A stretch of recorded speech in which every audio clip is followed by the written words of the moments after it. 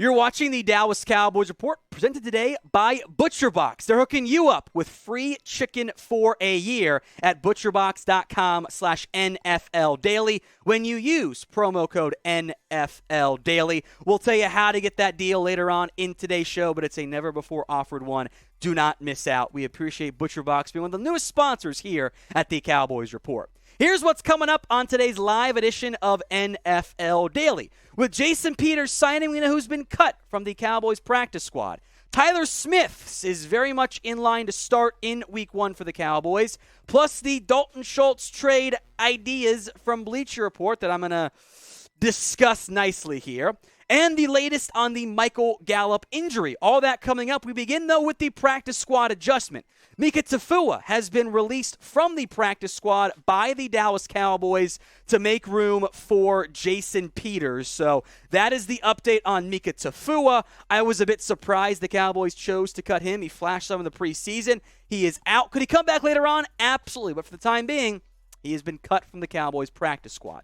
We have free videos for you guys all year long, and at this point, multiple times per day. I did the at-home vid this morning to break down the Jason Peters news. I'm sure you guys saw it. We are 273 subs away from 133,000. Hit that sub button right now so you don't miss out. Let's talk Tyler Smith then. Much has been made about the Jason Peters signing, but is Tyler Smith still your starter at left tackle? I'm giving this 3 stars, and I'll explain why it's not 4 in a moment. But Tyler Smith is expected to start at left tackle in Week 1 and almost assuredly Week 2. Again, I'm not including injuries as a factor here at all. Now, as I'm sure we all know, Smith played guard during camp, but was a left tackle at Tulsa. In the end, it's 3 stars, not 4, because his performance is going to impact things here. If Tyler Smith plays great, I'm not sure they're going to move him from left tackle. They might begin the transition. If he doesn't play great, maybe that's a move where they put him back at left guard and insert Jason Peters. Peters needs time. He is not ready to start Week 1. That's an unrealistic ask out of the player who's not been in a camp at all this year. Give him 2, 3, maybe 4 weeks, and then you'll see Peters get onto the, maybe the game day call-up, the active roster. They'll figure out something once he's ready to go from that standpoint. In the preseason, Smith was up and down.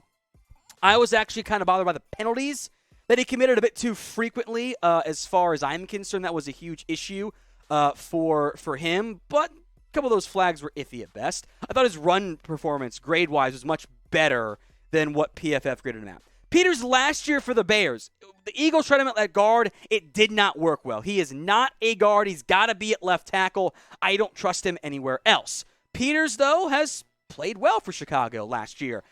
Few too many penalties, got a couple more sacks than you want, although I think we can blame the quarterback for not always handling himself the way you want him to. He's young. He held the ball too long at points there.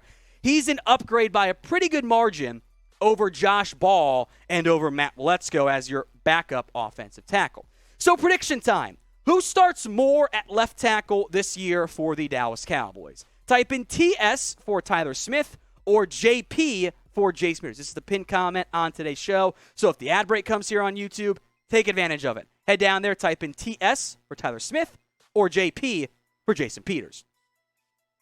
Let's talk trade. Now, how about trading away Dalton Schultz on the eve of the regular season? No. Fake news all the way across. I'm looking at you, Bleacher Report, for these rather bad ideas. We'll break down the 2, beginning with this one. The Panthers go trade for Dalton Schultz in exchange for a 4th that would be conditional up to a 2nd-round pick based on performance escalators.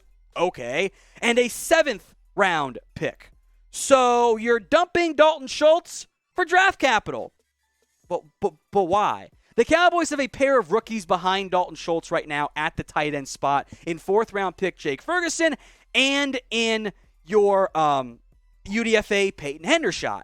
But moving one of the only proven and healthy targets on this offense right now at receiver/tight end, it's Lamb and Schultz. That's it.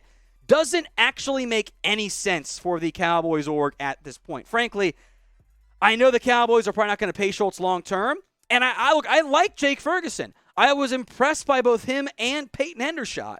the idea of inserting Ferguson and Hendershot week 1 into your lineup doesn't actually make any sense. That's a horrible idea for the Cowboys. And frankly, I don't really get what Bleacher Report was so committed. They had like 7 trades total in their article. 2 of them were sending away Dalton Schultz. Doesn't make any sense. That was across the NFL, not just pure Cowboys trades there.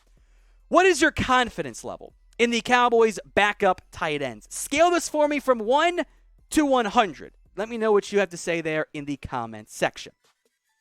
Now, while you're down there, check out the link, butcherbox.com/NFL Daily. ButcherBox takes the guesswork out of finding high-quality meat and seafood you can trust. 100% grass-fed beef, free-range organic chicken, pork raised crate-free, and wild-caught seafood. Free shipping, by the way, for the continental U.S. and no surprise fees. There's a variety of box plan options from curated to customized, and you can change your plan whenever you want. There are high-quality cuts that are hard to come by at the grocery store at an amazing value. And for a limited time only, with the first time this deal has been offered before, take chicken breasts off your grocery list.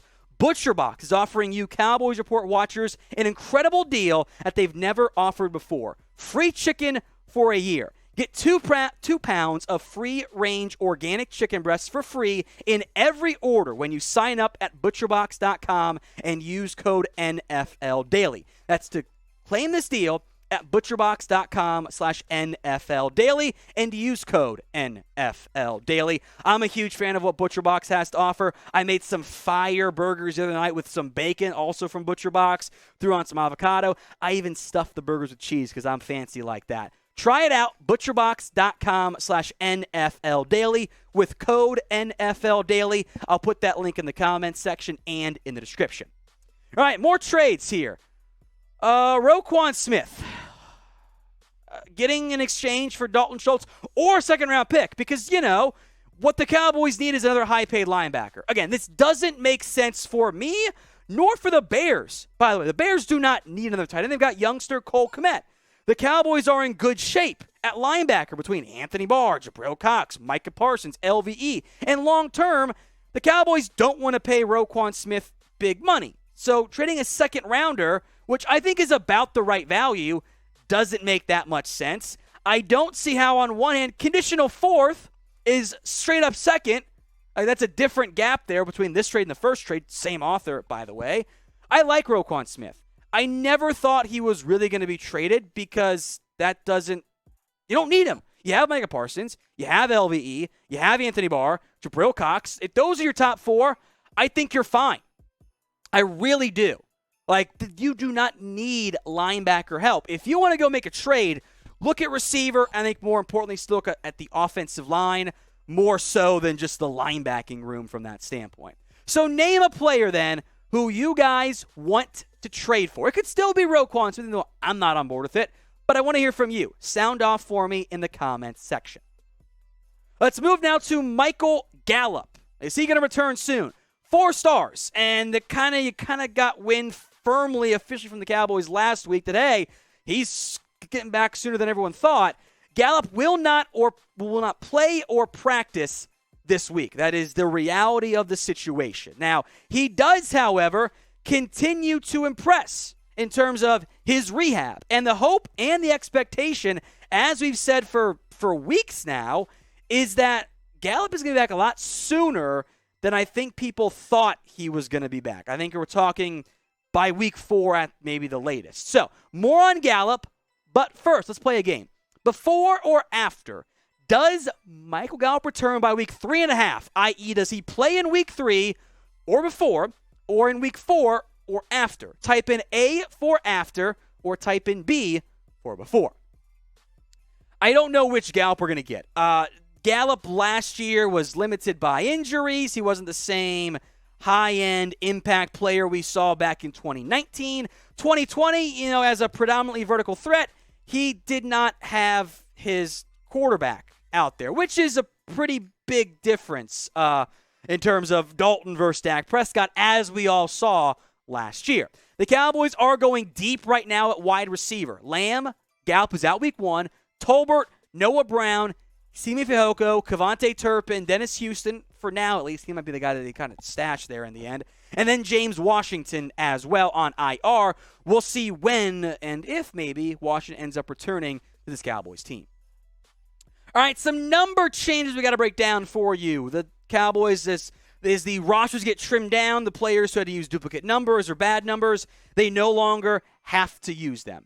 Anthony Barr goes from 51 to 42. It's a downgrade. I don't like that number as much. DaRon Brand, 30 to 26. It's an even move, though. That's going to confuse people given Jordan Lewis's past numbers. And nickel corner, that's a bit confusing, but it's fine. Jake Ferguson, upgrade alert from 48 to 87. That's worth like 5 Madden points. Like, that's a significant jump there. Peyton Hendershot from 49 to 89. A lot better. Not as elite as 87, but 89 is way better than 49. Also, 48 was, I think, even worse somehow. KaVontae Turpin, you've heard of ORs on the depth chart. Now there's an OR on the roster. It's 9 or 16. I know that 9 is Romo's number. I get it, but 9's going to look 20 times better than 16 would. Dennis Houston goes from 3 to 17. I don't love it, but 3's taken. 3 was way better.